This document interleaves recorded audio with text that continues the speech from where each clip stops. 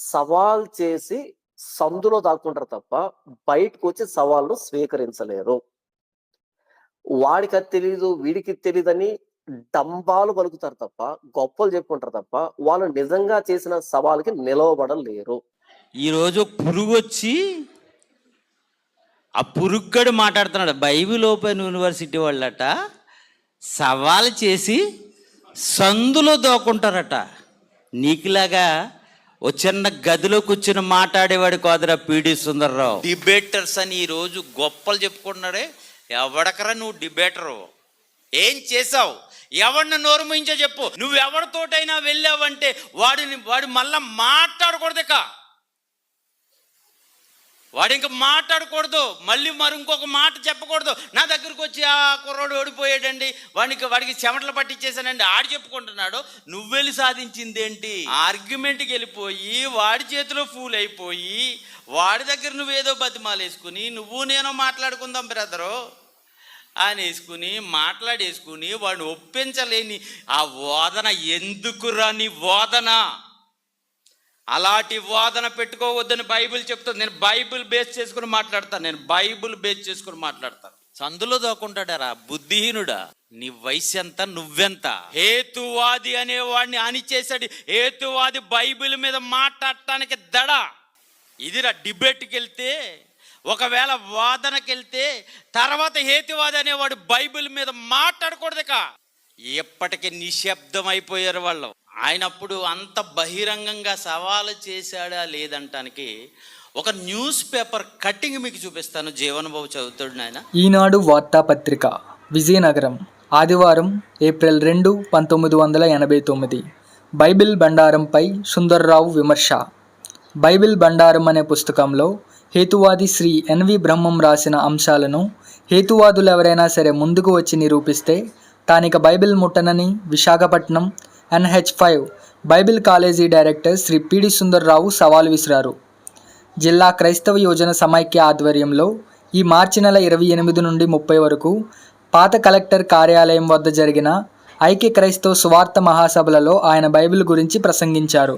అయితే నెల రోజుల క్రితమే ఈ పుస్తకం గురించి తనకు తెలిసిందని, రచయిత కానీ హేతువాదులు కానీ తాను నిలబడ్డ వేదికపైకి వచ్చి తమ వాదనలను నిరూపించుకోవాలని అన్నారు. అయితే అటువంటి హేతువాదులు ఎవరూ వేదికపైకి రాకపోవడంతో బైబిల్ విశిష్టతను ఆయన వివరించారు. క్రైస్తవ్యం ఒక మతం కాదని, అది ఒక మార్గమని చెప్పారు. ఈ మార్గాన్నే కొందరు పెద్దలు తమ మనోఫలకాల్లో నుంచి చూసి మతంగా మార్చారని అభిప్రాయపడ్డారు. 1989 మరి ఈనాడు దినపత్రిక అనేది ఫేమస్. అప్పుడు వార్తాపత్రికల మీద ఆధారపడేవారండి. న్యూస్ ఛానల్ లేవు, TV9 లేదు, ఈటీవీ లేదు, TV5 లేదు. ఓన్లీ వార్తాపత్రికల మీద ఆధారపడేవారు. ఆ రోజు వార్తాపత్రికలో వచ్చిన న్యూస్ ఇది అబద్ధం కాదు. దానికి నేను ప్రత్యక్ష సాక్షిని. నేను వెళ్ళాను, 4 రోజులు నేను ఉన్నాను. ప్రతిరోజు పిలిచేవాడు ఎన్వి బ్రహ్మం కానీ అతని తాలూకా ఎవరైనా ఏ హేతువాది అయినా సరే రావచ్చు. ప్రతిరోజు పిలిచేవాడు ఆయన. నేను స్వయంగా ఆ సభల్లో ఆ మీటింగ్లో పాల్గొన్నాను. నేను ఏమంటే ఏదో మారుమూలన కాదు. ఎందుకో తెలుసా? ఆ రోజు ఎదిరించలేక ఎన్వి బ్రహ్మం అతని శిష్యులు ఎదిరించలేకపోయారు. జైశాలి గారి దగ్గర ఉన్న జ్ఞానం, ఆయన మాట్లాడుతున్న జ్ఞానం, ఆ జ్ఞానాన్ని ఎదిరించలేక వేదిక పైకి రాలేక పారిపోయారు. స్టీఫెన్ ఎలాగైతే ఎదిరించలేకపోయారో ఆ రోజు జైశాలి గారిని ఎదిరించలేకపోయారు. నేను చూశానండి. ఎన్వి బ్రహ్మం రాసిన పుస్తకంలో 100 తప్పుల్లో ఆ సభలోనే చెప్పాడు. కొన్ని మచ్చుకు చెప్తాను చూడండి. యేసు రాజ్యం ఎక్కడా అని అడిగాడు ఎన్వి బ్రహ్మం. తెలియక యేసు రాజ్యం ఎక్కడో నిరూపిస్తానని అక్కడ యేసు రాజ్యం ఎక్కడని ప్రసంగం చేసినప్పుడు అండి ఆ ప్రసంగం హైలైట్ అయిపోయిందండి. మంచి చెడ్డల తెలివినిచ్చే వృక్షాన్ని ఏదేని తోటలో ఎందుకేసినట్టు అది హేతువాది అడిగిన ప్రశ్న, దానికి బాహాటంగా సమాధానం చెప్తాను రా అని ఆ రోజు రంకి వేసి పిలిచాడు ఆయన వాదించడానికి. వస్తే ఓడిపోతాడని తెలుసు. స్టెఫెను ముందుకు రాలేక ఎదిరించలేక ఎలాగైతే వెనక్కి వెళ్ళిపోయారో అలా వెనక్కి వెళ్ళిపోరండి, ఎదిరించలేకపోయారు.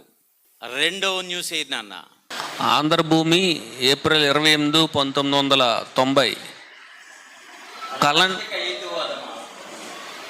అదే కలండెనడివాడు కలడో లేడో, నాస్తిక హేతువాదమా, ఏది మిన్న ఏది వాస్తవం అనే చర్చ మే 1వ తేదీ సాయంత్రం 6 గంటలకు విజయనగరం కంటోన్మెంట్లోని శాన్ఫోర్డ్ గ్రౌండ్లో ఏర్పాటు చేసి ప్రజా కోర్టులో జరుగుతుందని క్రైస్తవ సంఘం విడుదల చేసిన ఒక ప్రకటనలో తెలిపింది. ఆదియందు దేవుడు భూమి ఆకాశాన్ని సృజించెను అనే బైబిల్లోని మొదటి వాక్యాన్ని అబద్ధంగా భారత హేతువాద సంఘ అధ్యక్షుడు రావిపూడి వెంకటాద్రి దాన్ని నిత్య సత్యంగా సైన్స్ను మేళవించి ప్రపంచ క్రైస్తవుల తరపున Bible university of India director PD Sundar Rao ఈ వాదనలో పాల్గొంటారు. ఓడిన వారు గెలిచిన వారి పక్షానికి మారడమే కాకుండా వారి రచనలు నిండు సభలో తగలబెట్టడానికి ఒప్పందంలో జరిగినట్లు ఆ ప్రకటన వివరించింది. ఇది మనం రాసుకున్నది కాదు, న్యూస్ పేపర్ రాసింది.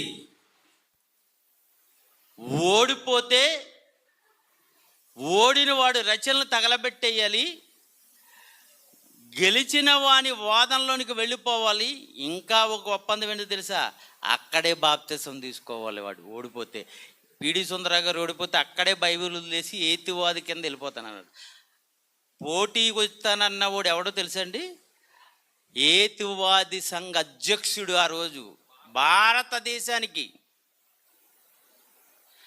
అతను అన్న మాట ఏంటో తెలుసా, బైబిల్లోని మొట్టమొదటి వాక్యం, మొట్టమొదట వచ్చిన ఆది యందు దేవుడు భూమి ఆకాశములను సృజించినన్న మాట తప్పు అని నేను నిరూపిస్తాను అంటే, ఆ మాటే సైన్స్ ప్రకారంగా నేను రైట్ అని నిరూపిస్తానని సవాల్ చేశాడు ఆయన.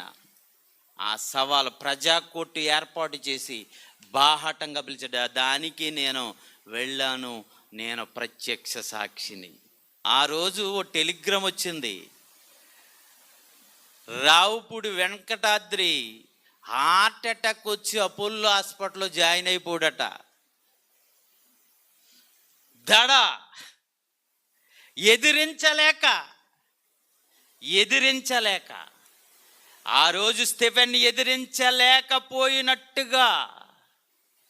ఏమండి పిడి సుందర్రావు గారు అంటే ఏమనుకో, ఇప్పుడు కొంచెం ఆయన ఓల్డ్ అయిపోయారు అనుకుంటున్నారా? ఏమండి ఆయన చేసిన ఇదేంటి మేమేమైనా రాసాం, అది చూడండి న్యూస్ పేపర్ సాక్షి. ఇప్పుడు వెళ్ళి పోనీ మేమేమైనా తప్పు చెబుతున్నామేమో. ఇప్పుడు ఒక్కసారి నువ్వు లైబ్రరీకి వెళ్ళి ఆ టైంలో 89, 90 ఆ సంవత్సరాల్లో ఉన్న న్యూస్ పేపర్లు తిరగాయి, అది ఖచ్చితంగా ఉంటుంది ఆధారం. అది చేశాడా లేదా, ఆ ప్రజా కోర్టు జరిగిందా లేదా, ఆ ప్రజా కోర్టులో వీరోచితంగా ఆయన రంకి వేసి సవాలుకు పిలిచాడా లేదా? సందులో దాక్కుంటాడారా బుద్ధిహీనుడా, సందులో దాక్కునువురా. నీ వయసు ఎంత, నువ్వెంత? హేతువాది అనేవాడిని అణిచేశాడు. హేతువాది బైబిల్ మీద మాట్లాడటానికి దడ. ఇదిరా డిబేట్కి వెళ్తే, ఒకవేళ వాదనకి వెళ్తే తర్వాత హేతువాది అనేవాడు బైబిల్ మీద మాట్లాడకూడదుక. ఎప్పటికీ నిశ్శబ్దం అయిపోయారు వాళ్ళు. ఎప్పటికీ ఎన్వి బ్రహ్మం కానీ రావుపూడి వెంకటాద్రి మీద కానీ ఆ రెండు జరిగినప్పుడు నిశ్శబ్దం అయిపోయారండి. మరలా బైబిల్ పట్టుకోవాలి అంటే, బైబిల్ గురించి మాట్లాడాలంటే భయం. డిబేట్కి వెళ్తే అది చెయ్యాలి, మారు మాట్లాడకూడదుక. మూడో వార్త చూపించరా. ఆంధ్రజ్యోతి హైదరాబాద్ 8/5/1994 ఆదివారం. 9న ఛాలెంజ్ క్రైస్తవ మహాసభ సనత్ నగర్ మే 7. సంచలనాత్మక ఛాలెంజింగ్ క్రైస్తవ మహాసభ ఈ నెల 9వ. క్రైస్తవ మహాసభ న్యూస్ పేపర్లో ప్రకటించిన ఛాలెంజర్ అండి. ఏమనుకున్నారు? హైదరాబాద్ పట్టణం వెళ్ళి హైదరాబాద్ నడి ఒడ్డున ఆ రోజు బాహటంగా ఛాలెంజింగ్ పిలిచాడు ఆయన.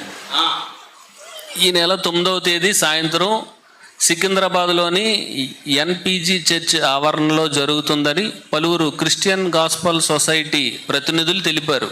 శనివారం నాడు ఇక్కడ జరిగిన విలేకరుల సమావేశంలో సొసైటీ జంట నగరాల అధ్యక్షుడు డాక్టర్ బి జాన్, ఉపాధ్యక్షుడు శ్రీ ఎన్ రంగారావు, ప్రధాన కార్యదర్శి Shri Y Surya Prakasa Rao, Bible open university director Shri PD Sundar Rao తదితరులు మాట్లాడుతూ 1వ శతాబ్దంలో క్రీస్తు ఇండియాకు వచ్చాడని పలువురు ఈ వాదనకు ప్రతివాదనగా ఈ సభ నిర్వహిస్తున్నట్లు తెలిపారు.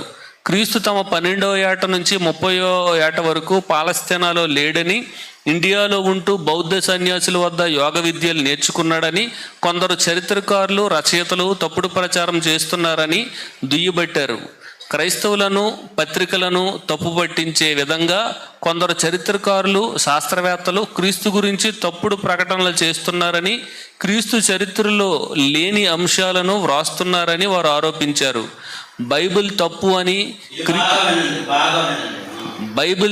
అని క్రీస్తు లోకరక్షకుడు కాడని అంటున్నారు. ఇది నిరూపించడానికి వచ్చే వారికి సమాధానం చెబుతామని అన్నారు. ఈ మహాసభలో చరిత్రకారులకు, వార్తా సంస్థలకు, రచయితలకు బహిరంగ సవాల్ చేస్తామని, బైబిల్కు సంబంధించిన అంశాలు కానీ, క్రీస్తు గురించి కానీ ఏ ప్రశ్నకైనా జవాబు చెప్పగలమని అన్నారు. బహిరంగ సవాల్ ఎవరితో? చరిత్రకారులు, వక్రీకరించి రాసిన చరిత్రకారులకి.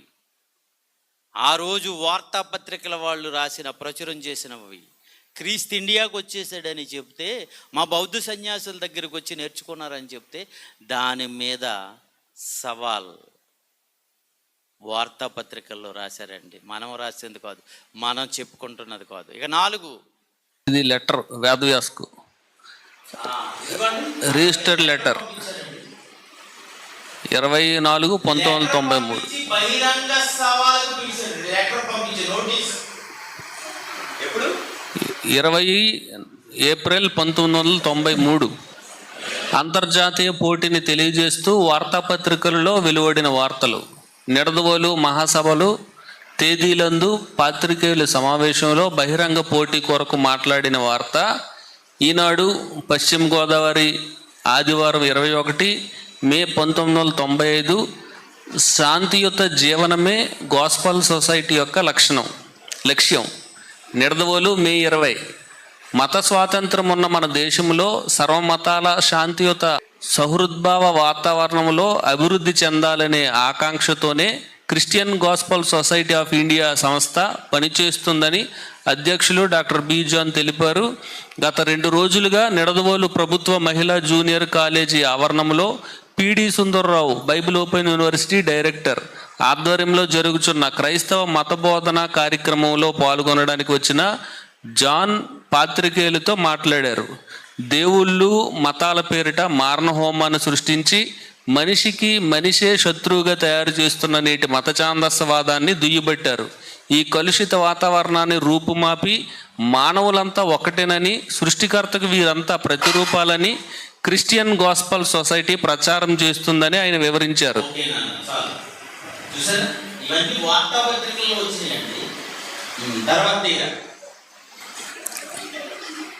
అహ్మద్ దేదాద్కి పోటీ.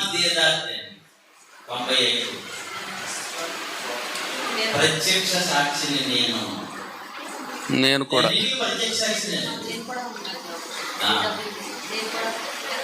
సుజాత కూడా 6/1995 PWD గ్రౌండ్స్ విజయవాడ.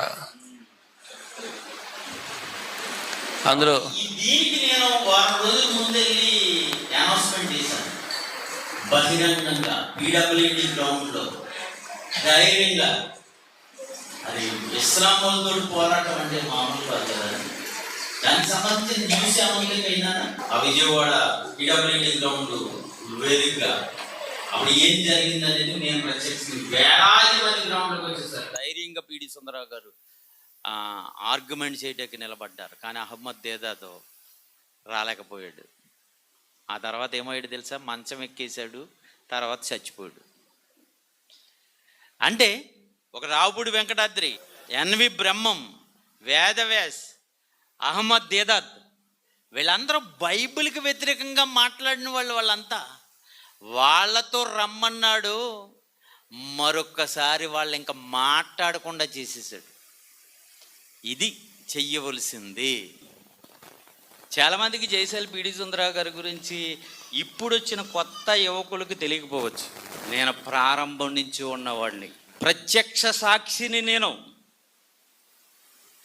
అప్పటికి మీడియా లేదు, వీడియో కెమెరా రికార్డు చేయడాలు లేవు, మా దగ్గర అంత కెపాసిటీ లేదు. ఆయన ప్రత్యక్షంగా ఒక వేదికపై ఆయన డిబేట్ చేస్తే ఆ డిబేట్లో నేను పాల్గొన్నాను. అది ఎక్కడో కాదు, మనకు దగ్గరలో చింతలమూరు అనే ప్రాంతంలో. ఇక్కడ కొందరు నాకు తెలిసినంత వరకు కింద మరి సురేష్ బాబు గారు ఉన్నారా? నాతో పాటు ఆయన ఒక సాక్షి. ఎదుట వ్యక్తి ఐజక్ అనే వ్యక్తి అరగంట మాట్లాడాడని ముందు అతనికి సాక్షి ఇచ్చారు. జీవన్ నీకు ఐడియా ఉందా? నువ్వు రాలేదు, నువ్వు చిన్నపిల్లాడు మేము. అరగంట మాట్లాడాడండి. మేము కిందే ఉన్నాం, స్టేజ్ కింద కుర్రోళ్ళం అప్పటికి. అప్పుడు జయశాలి గారికి సమయం ఇచ్చారు. రెండే అంటే అక్కడి నుంచి వచ్చిందండి. నేను నిజంగా ప్రత్యక్షంగా చూశానండి. 2 minutes ఇంకా మరో మాట మాట్లాడటానికి అతని నోటి నుండి రాలేదు. మేమందరం బయట నుంచి కేకలేస్తున్నాం స్టేజ్ కింద నుంచి. నాది తప్పే అని ఒప్పుకునే పరిస్థితి అక్కడ. అది వీడియో ఉంటే భలేగుండండి. అప్పుడు మాకు కెమెరాలు లేవు కదండి. తండ్రి గారు చేసిన ఒక్కసారి ఇంతవరకు తండ్రి గారి గురించి చెప్పాను కనుక ఆయన డైలాగ్ వినిపిస్తే బాగుంటుంది అనుకుంటున్నాను నేను. ఒక్కసారి వినిపించిన నా సవాల్ వినిపించు. ఎవరైనా 2012 డిసెంబర్ 21న యుగాంతం జరుగుతుందనే మీ బుద్ధిహీనుడైన శాస్త్రవేత్తలు తీసుకొని వేదిక మీదకి రండి. 2012 డిసెంబర్ 21 యుగాంతం అయిపోతుందని నమ్మి వాళ్ళ ప్రకటనలో చొప్పిస్తున్న మీరు మగతన ఉంటే మీ శాస్త్రవేత్తలను తీసుకొని రండి. ఆహ్వానం పలుకుతున్నాను. బహిరంగ సవాల్. నేను ఓడిపోతే నిర్మిస్తున్న 2 కోట్ల బైబిల్ ఓపెన్ సిటీ ఇండియా మీకు రాసిస్తాను. నేను ఓడిపోతే ఇక్కడే ఈ వేదిక మీద రాసిస్తాను. 2012 యుగాంతం జరుగుతుంది డిసెంబర్ 21 అని మీరు అనుకున్నట్టుగా జరుగుతుంది అనుకుంటే, నేను అన్నట్టుగా జరగదని అనుకుంటే, నేను నిర్మిస్తున్న Bible open city India Visakhapatnam 2 కోట్ల రూపాయలతో కట్టిన భవనాన్ని మీకు విడిచిపెట్టేస్తాను. లేదా మీరందరూ యేసు ప్రభుని స్వరక్షకునిగా అంగీకరించి తీరాలి. బైబిల్ గొప్పదని ప్రతి మీడియాలో నోరు విప్పి చెప్పాలి. ఎనిబడి మీది తప్పు అనే మగాడు వేరెవడైనా ఉంటే పిడి సుందర్రావుని ఢీకోవాలి. అది చేతగాని వీళ్లకు ఇది విదేశీ పుస్తకం అని గాని మత పుస్తకం అని గాని అనే హక్కు లేదు. ఖబర్దార్. పోలీసు వ్యవస్థ కానీ, అసెంబ్లీ వ్యవస్థ కానీ, భారత రాజ్యాంగం కానీ, ఇండియన్ పీనల్ కోడ్ కానీ నా దేవుణ్ణి ప్రకటించవద్దని గాని, బైబిల్లో రాయబడిన చెప్పొద్దని అధికారం ఎవ్వడికి లేదు. ఇది కాదనే మగాడు ఒకవేళ ఈ మైదానంలో ఉంటే come on, welcome to the stage. నాకు ఇచ్చిన లైసెన్స్ దేవుడిచ్చాడు. That is in the holy Bible. అది వద్దని చెప్పడానికి ఎవడు? అసలు బైబిల్ ఏంటో, బైబిల్ గొప్పతనం ఏంటో, అసలు యేసు మాటల్లో ఉన్న గొప్పతనం ఏంటో, బైబిల్ గురించి కానీ, ప్రభువు గురించి కానీ ఎవడైనా, ప్రధాని కానీ, ప్రెసిడెంట్ ఆఫ్ ఇండియా కానీ, ప్రభుత్వం కానీ యేసు జోలికి వస్తే పిడి సుందర్రావు సహించడు. యేసు జోలికి రాకండి. మరలా చెప్తున్నాను సమాజానికి, ప్రపంచానికి, ప్రపంచంలో నెట్టన వీక్షిస్తున్న ప్రజలారా, యేసు జోలికి వచ్చేవాడు మీ దేశంలో ఎవడైనా ఉంటే వాడిని ఈడ్చుకురండి. బైబిల్ అంటే ప్రతి వాడికి చెమటలు పట్టాలి. ఎవడైనా బైబిల్ జోలికి వచ్చాడో కబడ్డా ఎవడికి తల దించడు పిడి సుందర్రావు. శివ ప్రపంచ శాస్త్రవేత్తల్ని ఎడంకాలు కింద తొక్కేశాడు వీడు. ప్రపంచ శాస్త్రవేత్తల్ని ఏమనుకుంటారు? మిస్టర్ బలరాం సావర్కర్, జాగ్రత్త, నోరు పారేసుకుంటున్నావు. మగతనం ఉంటే, మరలా చెప్తున్నాను మీడియాకి, మగతనం ఉంటే ఎవడైనా శాస్త్రవేత్తలు తీసుకొని రావాలి, లేదా చేత కాదని no why keep quiet shut up. ఏదో గదిలో కూర్చుని కాదు, పబ్లిక్ మధ్య, జనాల మధ్య ఈరోజు పురుగు వచ్చి ఆ పురుగ్గడు మాట్లాడుతున్నాడు. బైబిల్ ఓపెన్ యూనివర్సిటీ వాళ్ళట సవాలు చేసి సందులో దోకుంటారట. నీకులాగా ఓ చిన్న గదిలో కూర్చుని మాట్లాడేవాడు కాదురా పిడి సుందర్రావు. బహిరంగ వేదిక పైన ఎలా సవాలు చేశాడో చూడండి. ఏమనుకున్నారు? ఈరోజు మీరు చేస్తున్న వాదనలన్నీ తప్పు అని ఇదిగో చెప్తున్నాను, తప్పు. నువ్వు వెళితే ఓడించు, నువ్వు వెళితే ఒప్పించు. ఓడించాలి, ఒప్పించాలి, లేకపోతే నీ నుండి పారిపోవాలి. అదిర బైబిల్ దగ్గర ఉన్న దమ్ము. దాన్ని వాళ్ళ ముందు తాకట్టెట్టేశారు కదరా మీరందరూ వెళ్ళి. ఈరోజు ఎందుకు బైబిల్ ఓపెన్ యూనివర్సిటీ మాట్లాడలేదు అనుకుంటున్నారా? బైబిల్ ఓపెన్ యూనివర్సిటీ నీలాగా బాధ్యత లేని జులాయిగా తిరిగేది కాదు. బైబిల్ ఓపెన్ యూనివర్సిటీ మీద బోడు భారం ఉంది. ఈ సమాజాన్ని అంతా కాపాడాలి. మత ఘర్షణలు రాకుండా భారత పౌరులుగా సాటి వారి అందరినీ సమానంగా చూడవలసిన బాధ్యత బైబిల్ ఓపెన్ యూనివర్సిటీ ఆలోచిస్తుంది. మత కలహాలు పెట్టేయటానికి చాలామంది మతోన్మాదులు రెడీగా ఉన్నారు కనుక వాళ్ళకి తావివ్వకూడదని ఆగాము. తెలుసా నీకు ఆ సంగతి? సబ్జెక్టు లేక కాదు, వాదించే కెపాసిటీ లేక కాదు, ఎన్నో బాధ్యతలు కలిగింది బైబిల్ ఓపెన్ యూనివర్సిటీ. అడ్రస్ లేకుండా నీకులాగా అటు ఇటు తిరిగేది కాదు. ఎన్నో వందల సంఘాలు, ఎన్నో వేల మంది బోధకులు, వాళ్ళు వెళ్ళి చెప్పవలసిన అనేక మంది పంట విస్తారంగా ఉంది, కోత విస్తారంగా ఉంది, దాన్ని కొయ్యాలి. నశించిపోతున్న అనేక మందిని కాపాడాలి. మత కలహాలు పెట్టి అసలు క్రైస్తవ్యమే మా ఊరు రాకూడదని చెప్పేటట్లు చేశారు కదరా మీరు. ఎంత ఆలోచిస్తుందో తెలుసా ఈరోజు బైబిల్ ఓపెన్ యూనివర్సిటీ? ఏమీ తెలియకుండా మాట్లాడేస్తారు మీరు. మాకంటే చేశారు మీరు. ఒక్కడు నోరు ముయించలేకపోయారు మీరు చెప్పే వాదనలు విని వారిని చెడుపుటకే గాని మరి దేనికి నీ పనికిరాని మాటల గుర్చి వాదం పెట్టుకోవద్దు నాయన. పనికి ఒకడు పాపి మారతాడు అంటే పెట్టుకోరా వాదన. వినేవారిని చెడగొట్టేస్తున్నారు మీరు, వినేవారిని చెడగొట్టేస్తున్నారు. హైందవ సోదరులు వెంటాకొచ్చిన ఆసక్తి కలిగిన వారిని వాళ్ళు వినేవాళ్ళు. ఎప్పుడైనా మన ఊరుల్లో పల్లెల్లో మనం మీటింగులు పెడితే కనీసం ప్రత్యక్షంగా మీటింగులకు రాకపోయినా ఆ బిల్డింగుల పైన ఎక్కి దూరం మీద గొట్టాలతో వస్తున్న ఆ మాటలు వినేవారండి. ఇప్పుడు ఈ వాదనలు ఏం చేసినాయి తెలుసా? వినేవారిని చెరిపేసినాయండి.